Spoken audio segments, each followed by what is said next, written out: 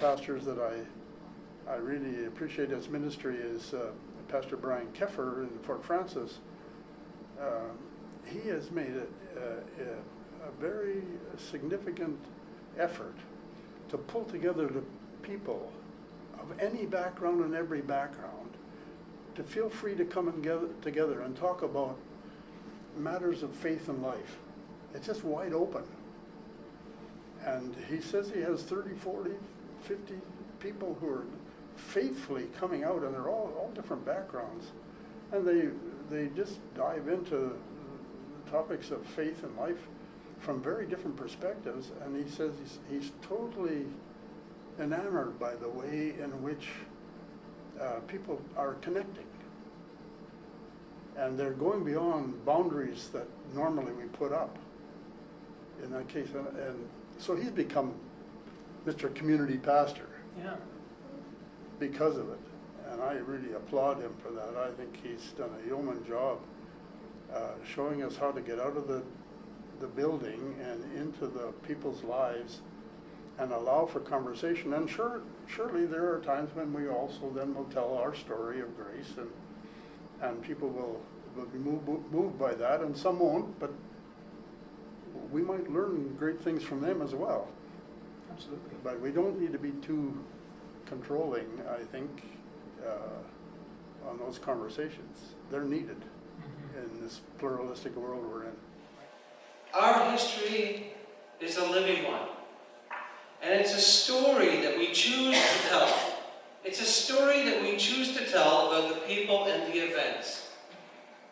It is through the details of these stories that we may be inspired for our journey, the journey that we are still on today and tomorrow. Our gospel writer, St. Mark, chose to tell this story of Jesus and his friends crossing the lake in a boat, with important details added for inspirational reasons. He could have told other stories of the many times that they all boated together under clear, sunny, blue skies and a pleasant breeze. He could have told stories like they had when they were catching no fish at all, or stories when they caught lots of fish. But he chose this particular story.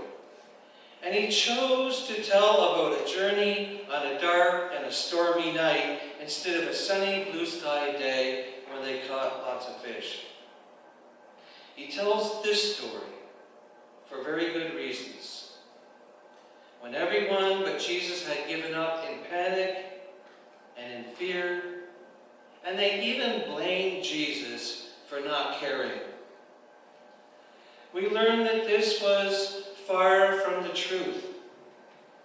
And we are meant to be more inspired by Jesus' calm presence and his faith than by the disciples' fear of death and their sense of abandonment during a challenging crisis in their journey of faith. What story do we want others to tell about us? In some ways, this story is not very flattering for St. Mark to tell about the disciples. It tells about a dark and stormy night when they lost their courage and when they seemed to have no faith at all. But sometimes that is our story.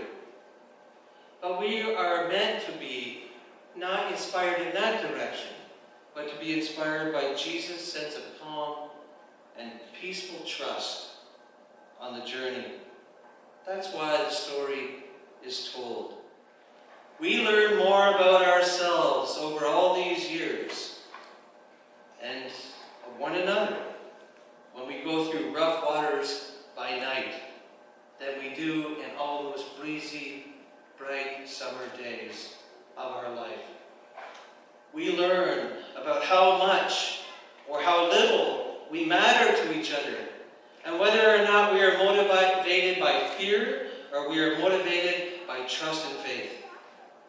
I remember my son and seeing him struggle to learn this lesson as he followed his mom and his dad and his brothers and sisters as a young boy down a terribly difficult portage. We were going to a trout lake, and we had carried our packs and canoes, and it was lightning, and the sky was black, and there were winds that had blown down trees on our pathway, and we had to climb around them. High winds and the driving rain as we got to the shoreline were very intimidating indeed, and I have to say, I was intimidated a little myself. But I looked at my son, and my son looked out with me and with Peg at the white caps out on that lake, and he refused to get into our canoe. He looked at me and he said, "You're trying to kill us all." That's what he said. I think about the people of Israel following Moses up to the Red Sea with an army behind them. "You're trying to kill us all," that's what they thought. And Jesus saying to his disciples, "Let's get into the boat on this dark night," and the winds were picking up, and the disciples, all their fears come to fruition, the waves rolling in. "You're trying to kill us all, Jesus. We're perishing, don't you care?" But by the time we crossed halfway, the conditions on the lake had improved. The sun began to shine. We arrived safely all together. One paddle stroke at a time, calmly, thinking about our partners. I had Tirza in my boat. I thought about her the entire way. And all I could say to her was, "Keep paddling, Tirza. Don't stop. Keep paddling." Remember the precious cargo of your partners in the boat with you. Paddle on, calm, steady as she goes. Face into the wind and trust that you will get to the shore that is ahead of you, as if it is a promise.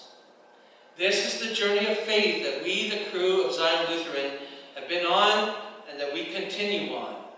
Jesus Christ is in our boat. We have nothing at all to fear, but we have an adventure to live, with stories to tell and stories that will be told about us by others.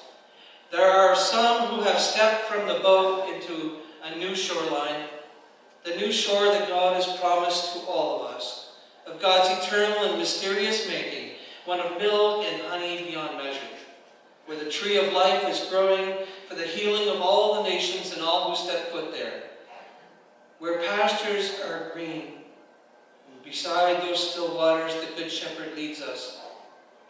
But there are also others who are just coming on board with us as new crew members, those of us who are still on the journey of life, learning the ropes along by our side, seeing if we're afraid or panicked, or if we have fear and courage. And they will watch us, and they will follow our example. We are charting a course that is sometimes familiar and sometimes new waters, navigating both still and stormy waters. These baptismal waters, we will travel on our ongoing pilgrimage of faith and life, and Jesus will remain the captain of our ship, ever present with us, faithfully with us in the vessel that we call Zion Lutheran Church. Amen.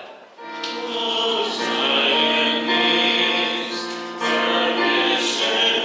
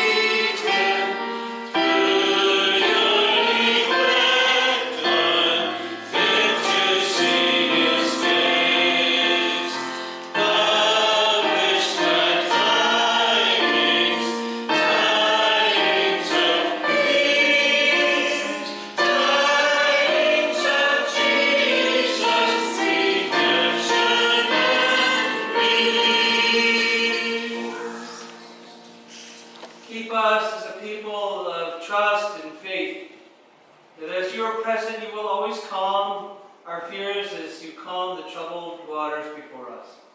That you will bring us to the promised place where we will join all those that we follow, always in your love and care. Take care of this ship, this crew, this people Zion, Lord, this day and all the days of our journey. In the name of the Father, and of the Son, and of the Holy Spirit. Amen. Go in peace to love and serve the Lord. Thanks be to God.